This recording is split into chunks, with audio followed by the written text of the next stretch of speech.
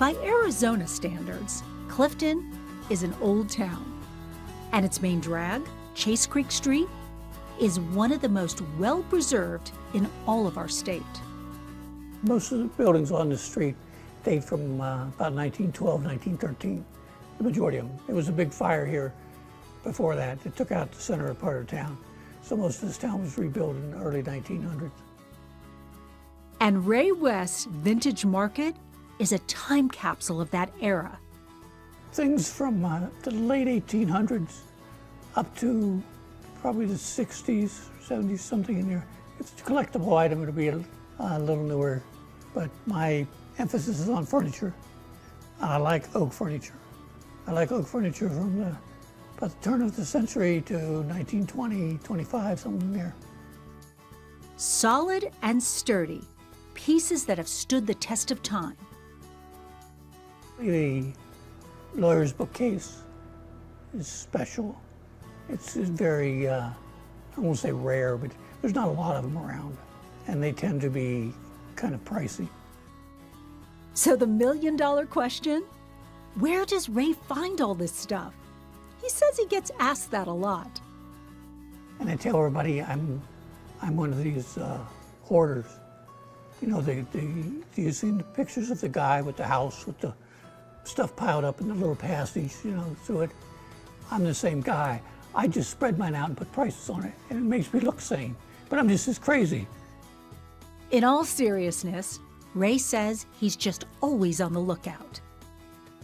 I don't go anywhere without looking, whether it's a yard sale, a estate sale, an auction, other antique shops. I mean, I'll shop other antique. I'm not proud. I'll shop other antique shops, no problem there. For Ray, it's a lifelong passion.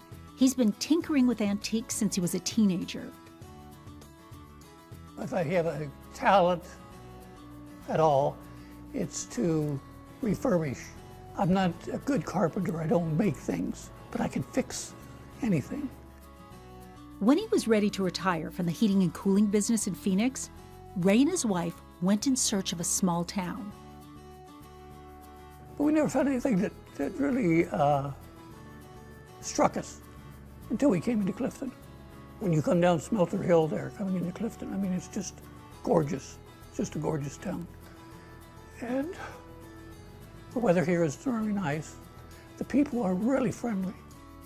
So he bought a couple of buildings, one for his shop and one for his wife's business, and unretired. Some people, I'm sure, enjoy the quote active retirement communities and stuff like that. I'd be bored stiff. Ray's Vintage Market is full of unique items, full of rich history. I like a typewriter. I like typewriters. I like typewriters from the standpoint of their historical significance. Like this Remington typewriter made by the gun manufacturer. This one here is the 1910, 1915 model. After the Civil War, the companies that manufactured firearms had this extra capacity, and they had this machine work, people to be able to build these machines with fine parts. And that's all a typewriter is. Ray knows his history and is happy to share his knowledge. Just stop in sometime. I tell everyone, I don't expect them to buy anything. Indeed, I don't consider my shop a success on sales. I don't even worry about sales. It's not relevant. What's relevant to me is traffic.